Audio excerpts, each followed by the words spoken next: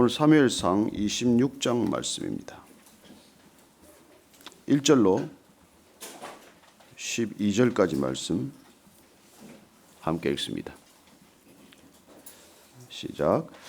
10사람이 기브아에 와서 사울에게 말하여 이르되 다윗이 광야 앞 하길라산에 숨지하였나이까 하며 사울이 일어나 10광야에서 다윗을 찾으려고 이스라엘에서 택한 사람 3,000명과 함께 10광야로 내려가서 사울이 광야 앞 하길라산 길가에 진치니라.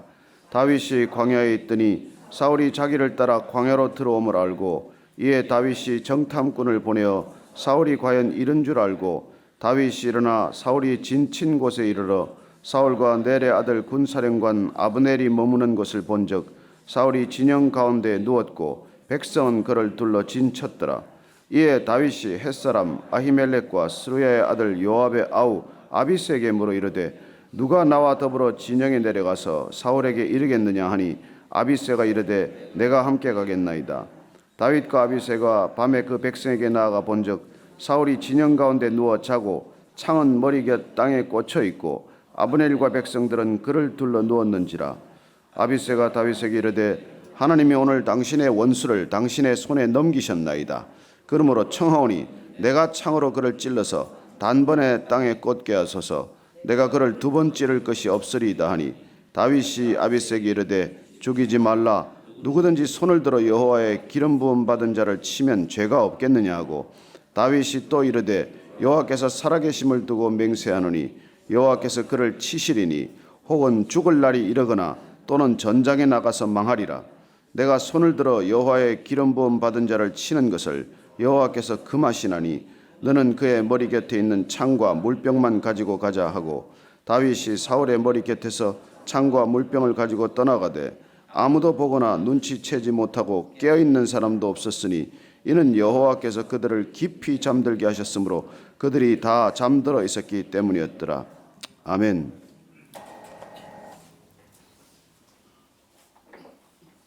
사울이 그의 딸 미갈을 어제 보면 다른 사람에게 주어버립니다. 아마 딸을 혼자 있는 걸 보고 안 됐든지 아니면 다윗과의 관계를 공식적으로 정리하겠다든지 하는 결심이 있었겠죠. 미갈이 못 견뎌서 내가 다윗을 떠나겠다고 한 것 같지는 않습니다. 어쨌건 그 일이 음으로 양으로 많은 것을 시사했을 것입니다. 이제 미갈이 발디라는 사람한테 다시 이제 시집을 가버림으로써 다윗과 사울 왕과의 공식적인 장인 사회의 관계는 끝났구나. 이게 시사하는 바가 크겠죠. 아마 국민들이나 또 사울 왕궁에 있는 사람들은 사울의 또 다른 확고한 마음의 의지를 보았을 것입니다. 이제 공식적으로 이제 다윗과 사울은 장인과 더 이상 사위가 아니구나. 그런 관계가 된 것이죠. 그러니 아마 신마을에 있는 사람들이 다윗이 여기 숨어 있습니다 하고 또 사울에게 정보를 갖다 준 것이죠. 여기 오면은 다윗을 한 칼에 이렇게 처단할 수 있으니까 와서 얼른 잡으라는 것이죠. 그리고 우리가 어떤 마음을 품고 있는지는 때로는 나보다도 이웃 사람들이 더 잘 알아요. 우리는 내가 내 자신을 가장 잘 안다고 생각할지 모르지만 때로는 내 마음이 가까이 있는 사람들한테 더 투명하게 비친다는 것입니다. 나는 나 자신에게 가끔 속아요. 나는 내가 선한 줄 알아요. 나는 내가 지혜로운 줄 알아요. 나는 내가 하나님 뜻에 바르게 서 있다고 믿어요. 그러나 다른 사람들은 그렇게 보지 않습니다. 그렇게 보지 않는 경우가 많아요. 오늘날 우리는 예수 잘 믿는다고 생각을 합니다. 그러나 예수 안 믿는 사람들이 볼 때는 우리가 예수 지금 잘 안 믿고 있다고 보고 있어요. 그게 참 우리 간에 이게 어려운 간극입니다. 우리는 교회 다 열심히 다니고 나름대로 열심히 산다고 생각을 하는데 교회를 안 다니는 사람들이 볼 때는 우리가 교회 다니는 사람 같지 않다는 것입니다. 일거수일투족을 다 살피고 있기 때문에 그래요. 왜 우린들 이렇게 실수하지 않는 때가 없겠습니까? 그렇지만 대부분의 경우에는 하나님 마음에 붙들려 있다고 생각을 하지만, 그러나 하나님 안 믿는 사람들, 그 사람들은 우리 자신보다도 더 세밀하게 들여다보고 있기 때문에 그래요. 내가 나를 들여다보는 시간이 다른 사람들이 나를 들여다보는 시간에 절대적으로 미치지 못하기 때문에 내가 나를 평가하는 것과 남이 나를 평가하는 게 심각한 갭이 있는 거예요. 이게 아마 저는 우리 크리스찬들이, 저 같은 믿음의 길을 간다고 나선 사람들이 주의해야 될 부분이라고 생각합니다. 우리가 나를 들여다보는 시간이 더 많아지지 않으면 사람들이 나를 더 들여다보고 있다는 거예요. 그래서 저는 우리 사순절 기간 동안에 특별히 말씀을 따라가지만 저는 우리 자신이 우리 내면을 더 깊이 들여다보는 시간 되기를 축원합니다. 여러분들이 더 많이 들여다보고 내 안에 있는 어쩔 수 없는 것들, 감출 수 없는 것들, 그런 것들을 더 들여다보면서 하나님께서 나를 어떻게 빚으시기를 원하는지를 비추어 보자는 것이죠. 말씀에 비추어 보지 않으면 나를 어떻게 바꿔야 할지, 나를 어떻게 하나님께서 빚으시고자 하는지를 정확히 알 수 없습니다. 하나님께서 끊임없이 우리에게 말씀하시는 까닭은 그 말씀을 따라서 우리가 빚어지기를 원하는 것이고, 그 말씀이 우리를 들여다보고 있다는 뜻입니다. 내가 말씀을 읽는 것 같지만은 여전히 사실 말씀이 우리를 읽고 있어요. 말씀이 우리를 읽어내도록 하지 않으면 우리는 내가 말씀을 읽고 있다고만 생각을 해서 그 말씀마저도 내 원하는 대로 편집해서 내 원하는 부분만 받아들이게 되는 것이죠. 그러나 말씀의 나를 온전히 내어드릴 때, 말씀이 나를 이렇게 샅샅이 살펴보고 말씀이 나를 감찰할 때 비로소 우리는 내 안에 부족한 점, 하나님께서 내 뜻을 꺾고 아버지 뜻을 따라 빚고자 하는 나를 들여다보게 되는 것이죠. 사울과 다윗의 차이는 무엇입니까? 단순히 현직 왕과 그 왕에게 쫓기는 사람의 차이가 아니에요. 다윗은 끊임없이 하나님을 통해서 나를 들여다보고 끊임없이 나를 하나님의 뜻에 맞도록 빚어가고자 한 사람이죠. 그래서 하나님의 음성을 계속 듣고 있습니다. 때로 물론 놓쳤죠. 나발한테 그러니까 화가 나서 그냥 그걸 단칼에 쳐 죽이겠다고 달려갈 때만 해도 그는 순간적으로 하나님을 놓쳤습니다. 그러나 아비가일이라고 하는 한 여인이 그에게 나타났을 때, 그리고 그가 기름 부음 받은 자라는 것을 상기시켰을 때 그는 금방 하나님 의식으로 깨어난 것이죠. 그래서 금방 그를 돌이킬 수 있었던 것입니다. 사울은 돌이키는 듯하다가 또 돌이키지 못하죠. 왜냐하면 그는 감정적으로 잠시 뜨거워졌다가 그 감정이 의지가 되지 않고 결단으로 연결되지 않았기 때문입니다. 그는 다윗이 살려주었을 때만 해도 그때 순간적으로 결심을 하지 않았습니까? 내 아들아 부를 때만 해도 그는 다윗을 정말 아들처럼 여기자고 잠시라도 결심하지 않았습니까? 그러나 그 마음이 굳은 의지로 변하지 않은 까닭은 늘 하나님께 사로잡힌 그런 믿음의 결단이 없었기 때문에 그는 다시 또 다윗을 추격하기 시작합니다. 오늘 보면 정말 또 시작을 했어요. 또. 근데 이걸 우리가 흔히 하는 말로 병이 도졌다 그러지 않습니까? 이 다윗에 사로잡혀서 그는 아무것도 할 수가 없는 거예요, 사실은. 왕이 단 한 사람한테 이런 붙들리면은 이런 일이 일어난다는 것이죠. 국력을 기울여서 해야 될 일이 무엇입니까? 아니 지금 뭐 우리가 보면은 이 나라를 보면은 뭐 큰 차이가 있습니까? 여와 야가 싸운다는 게 그래요, 사실은. 뭘 하나 명분과 잡히고 꼬투리만 잡히면 국력을 기울여서 싸우는 거예요. 온 힘을 다해서 싸웁니다. 또 백령도에 포탄이 날아오는데 이 나라가 그런 나라라는 것, 그게 앞에서 하나가 되어야 될 텐데도 불구하고 늘 그렇게 갈등을 빚는 걸 보면 안타까운 일이죠. 우리가 힘을 쏟아서 할 일이 무엇입니까? 우리가 힘을 쏟아서 대적해야 할 대적이 누굽니까? 누구한테 대적을 해야 됩니까? 사울의 대적이 누군데 그는 끊임없이 다윗을 쫓아다닙니까? 오늘 또 10광야에서 정보가 들어오자 금방 그 내 아들 다윗을 불렀던, 그래서 어떻게 하면 그 마음을 좀 가다듬을 법했던 사울이 다시 다윗을 쫓기 시작을 합니다. 그는 늘 아마 수시로 동원할 수 있는 병력, 상비군에 해당하는 병력이 3,000명이었던 것 같아요. 또 3,000명을 몽땅 이끌고 이 광야로, 숨어 있다는 광야로 또 내려오기 시작을 합니다. 이번에는 다윗이 방어적인 자세로 그 움직임을 보고 있어요. 어디로 오나, 어떻게 하나. 나름대로 그도 첩보망이 생긴 거죠. 그것도 600명이면 작은 식구가 아닙니다. 그것도 다 칼을 차는 사람들인데 이제 점점 하나의 무력으로, 세력으로, 군대로 빚어지기 시작을 하는 것이죠. 그는 이제 사울 일행이 와서 어디에 진치는지를 지금 보고 있어요. 봤더니 5절에 보니까 다윗이 일어나서 사울이 진친 곳에 이르러 사울과 넬의 아들 군사령관 아브넬이 머무는 것을 본즉 사울이 진영 가운데 누웠고 백성은 그를 둘러 진쳤더라.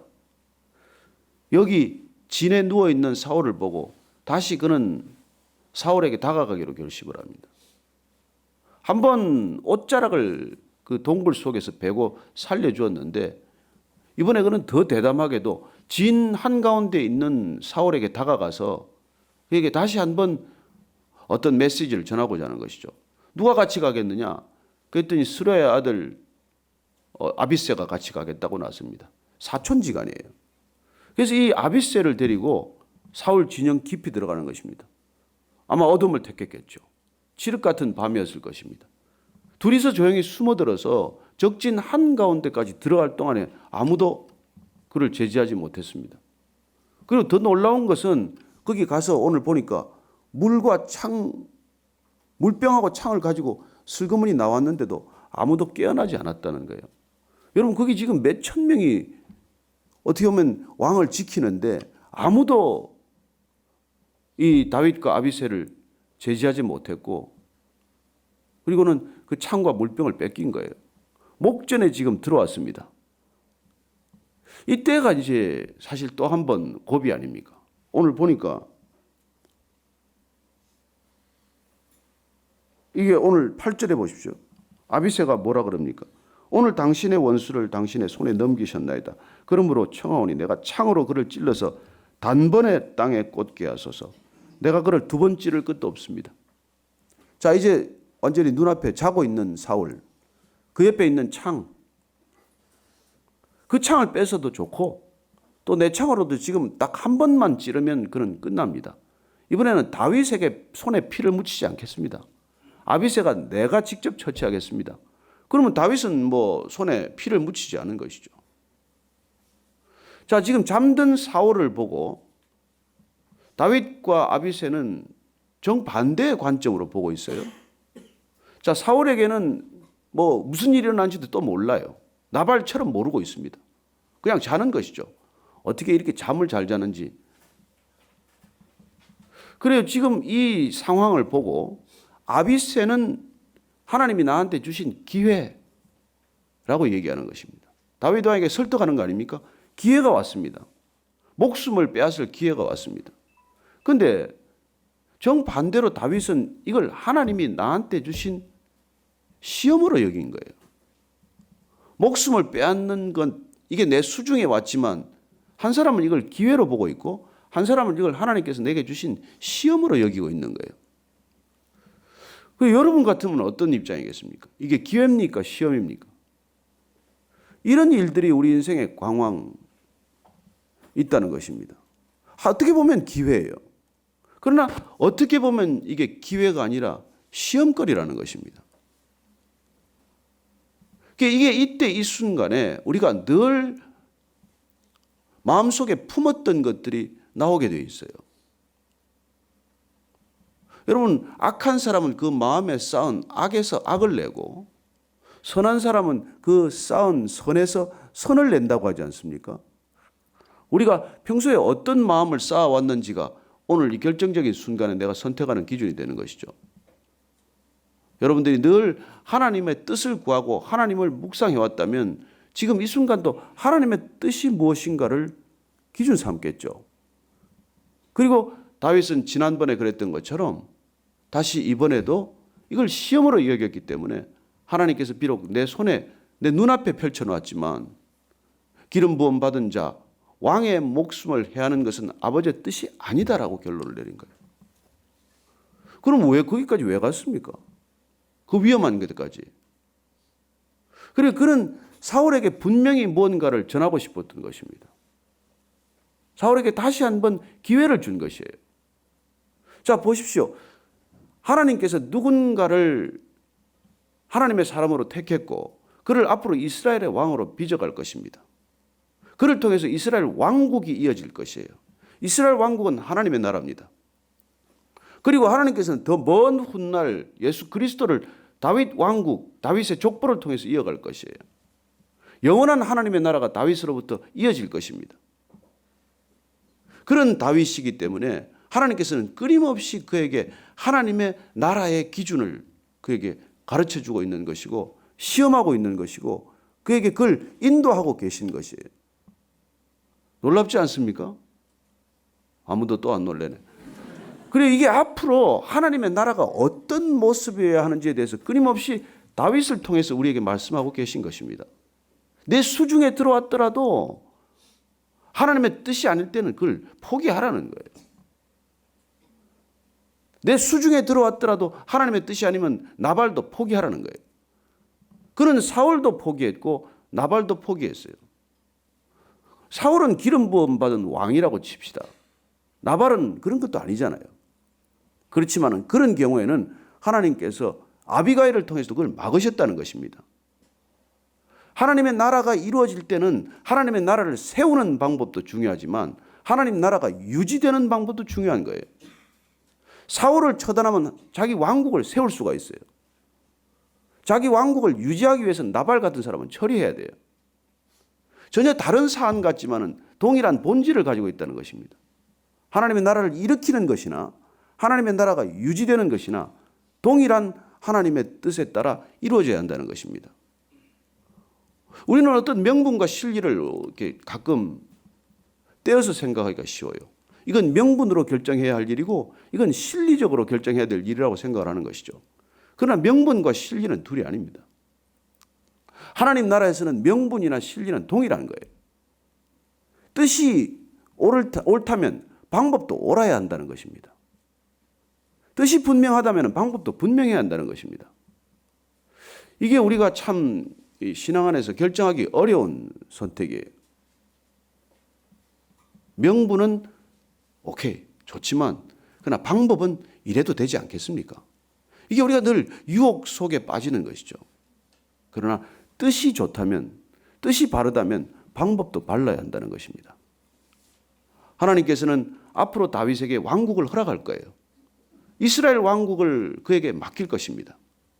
그러나 지금 다윗이 채워야 할 고난, 그 많은 고난의 핵심은 뭐냐면 하나님 나라를 과연 그가 이끌어갈 수 있는 그런 분명한 기준을 가지고 있냐는 것입니다. 그가 겪는 하루하루 일상의 삶 가운데 하나님께서는 지금 다윗의 일거수일투족을 지켜보고 있는 것이죠.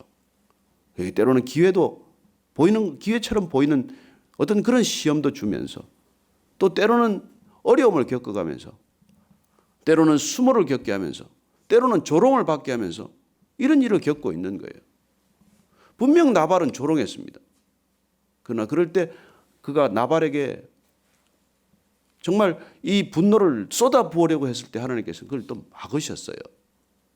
그래서 다윗은 사울을 통해서나 나발을 통해서나 아비가일을 통해서나 아비새를 통해서나 그는 주위에 있는 어떤 사람을 통해서도 하나님께서는 그를 주목하고 지켜보면서 하나님의 나라가 이루어지는 기초를 닦아가고 계신 것입니다. 저는 여러분들이 하나님께 붙들린 사람이라면 여러분들 일상의 삶을 통해서 하나님의 나라를 빚어가고 있다고 믿습니다. 여러분들이 누구를 만나건 어떤 한 가지 크고 작은 선택을 하건 하나님께서는 우리의 삶을 통해서 하나님의 나라가 이루어지기를 원하고 계십니다. 큰 일이건 크게 보이는 일이건 작아 보이는 일이건 이 사람을 통해서건 저 사람을 통해서건 하나님께서는 우리의 일상의 삶 전부를 하나님의 나라로 빚어가고 계신 것입니다. 우리가 볼 때는 왜 사울한테는 그렇게 하더니 다윗이 나발한테는 그런 태도를 보이냐? 그렇지만은 하나님께서는 이 다윗을 통해서 하나님 나라가 이루어져야 될 방법과 유지되어야 될 방법이 모두 다 하나님의 뜻에 이루어져야 한다는 것을 보여주고 계신 것이죠. 저는 오늘도 여러분들이 믿음의 삶을 하루 살아가면서 얼마나 여러 가지 일들이 있겠습니까? 그러나 그 일들은 전부 연결된 일입니다. 어느 것 하나 떼어진 일이 아니에요. 이 사람과 저 사람을 만나는 게 별개의 사건이 아닙니다. 다윗이 나발을 만나거나 사울을 만나거나 아비새를 만나거나 아브넬을 만나거나 동일한 삶의 지평 위에 있다면 여러분이 여기 이 자리에 앉아 있거나 이 예배 자리를 떠나거나 세상 한가운데 있거나 어디에 있거나 여러분은 하나님의 뜻 안에 있다는 것입니다. 그 뜻이 여러분을 통해서 이루어지기를 축원합니다. 오늘 하루도 여러분의 뜻이 아니라 아버지의 뜻이 우리의 삶을 통해 이루어지기를 축원합니다. 집으로 돌아가서 아이를 대하거나 회사에 출근해서 직원들을 대하거나 여러분들은 변함없는 하나님의 성품으로 살아가는 하루가 되기를 축원합니다. 나가다가 혹시 차에 딱지가 붙어 있더라도 할렐루야 하시게 되기를 바랍니다. 나가다가 오늘 누구와 시비가 생기더라도 감사하는 하루가 되기를 축원합니다. 그래요. 오늘 우리가 기도할 것은 정말 하나님, 이게 나한테 주어진 기회입니까? 아니면 하나님 나한테 주신 성품의 시련입니까? 다시 한번 내 안에 기준이 분명하기를 원하고 하나님께서 부어주시는 마음으로 사람을 바라보게 하시고 하나님께서 부어주시는 믿음의 눈으로 모든 일들을 선택하게 하고 결정하게 하여 주옵소서. 함께 기도하겠습니다. 하나님 아버지,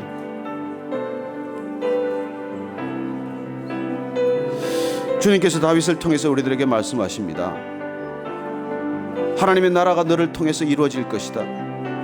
아버지의 뜻이 우리의 삶을 통해서 펼쳐질 것이다.